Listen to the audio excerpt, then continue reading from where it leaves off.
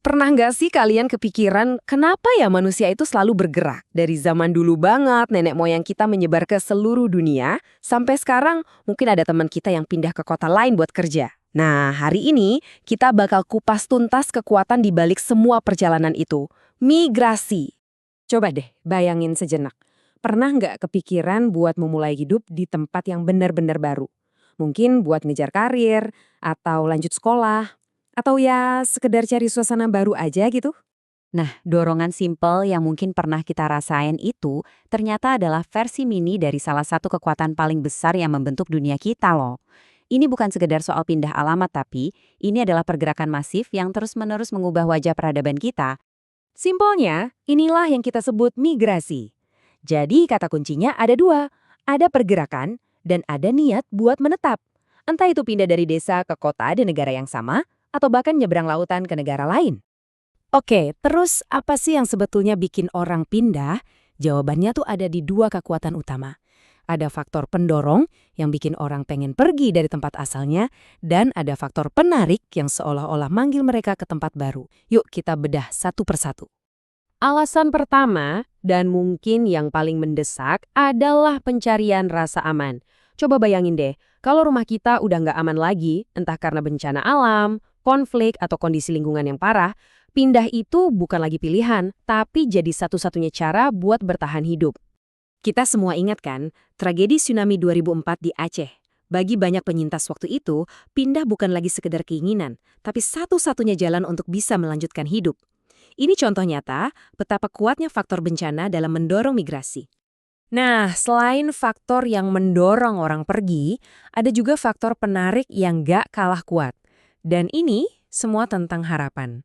Harapan buat dapat kerjaan yang lebih layak, harapan agar anak-anak bisa dapat pendidikan yang lebih bagus, atau ya harapan sederhana untuk meningkatkan taraf hidup dan membangun masa depan yang lebih cerah. Tapi ya nggak semua alasan itu soal ekonomi atau keamanan kan? Keputusan yang sifatnya sangat pribadi, kayak pernikahan dengan orang dari daerah lain, itu juga bisa jadi pendorong kuat.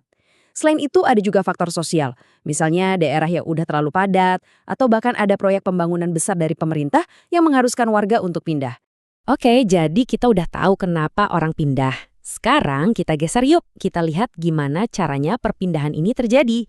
Ternyata perjalanan migrasi itu ada banyak banget bentuknya, dari yang skalanya cuma antar kota sampai yang global. Secara garis besar, migrasi itu kebagi dua. Ada migrasi nasional, yaitu pindahnya masih di dalam satu negara yang sama. Misalnya dari satu provinsi ke provinsi lain. Terus ada migrasi internasional, nah ini yang pergerakannya udah melintasi batas negara. Keduanya punya dinamika yang beda banget.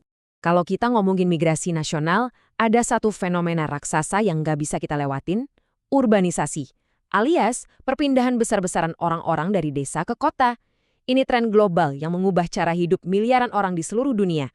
Jadi, kenapa sih orang berbondong-bondong ke kota? Ya ini kayak tarik tambang. Di satu sisi, desa seolah mendorong warganya pergi karena lahan makin sempit dan upah yang rendah. Di sisi lain, kota menarik mereka dengan janji lapangan kerja yang lebih banyak, gaji lebih tinggi, dan fasilitas yang jauh lebih lengkap. Tapi urbanisasi ini kayak pedang bermata dua.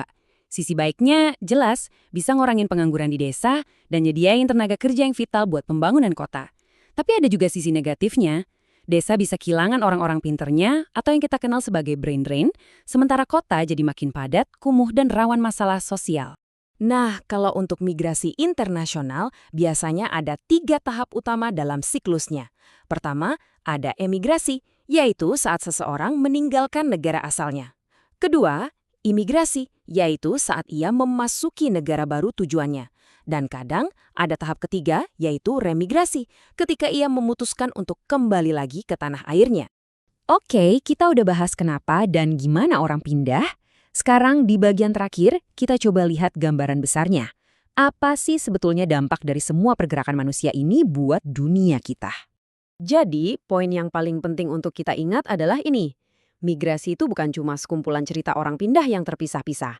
Ini adalah sebuah proses yang berjalan terus-menerus, sebuah arus yang sangat kuat dalam sejarah manusia yang tanpa henti membentuk ulang masyarakat, ekonomi, bahkan budaya kita. Jadi, kesimpulannya gimana? Pertama, orang pindah itu karena berbagai alasan. Cari aman, cari peluang, atau alasan personal. Kedua, perjalanannya bisa deket kayak ke kota sebelah atau jauh banget melintasi benua. Dan ketiga, dampaknya selalu punya dua sisi. Ada peluang baru, tapi juga ada tantangan baru. Pada akhirnya, pergerakan adalah bagian dari DNA kita sebagai manusia. Sejak awal peradaban, manusia itu selalu bergerak. Pergerakan inilah yang membangun peradaban, menyebarkan ide-ide baru, dan menciptakan dunia yang kita kenal sekarang. Dan pergerakan ini nggak akan pernah berhenti. Jadi, pertanyaan besarnya untuk kita semua adalah, bagaimana kita akan memilih untuk membentuk masa depan dari migrasi ini? Terima kasih sudah menyimak.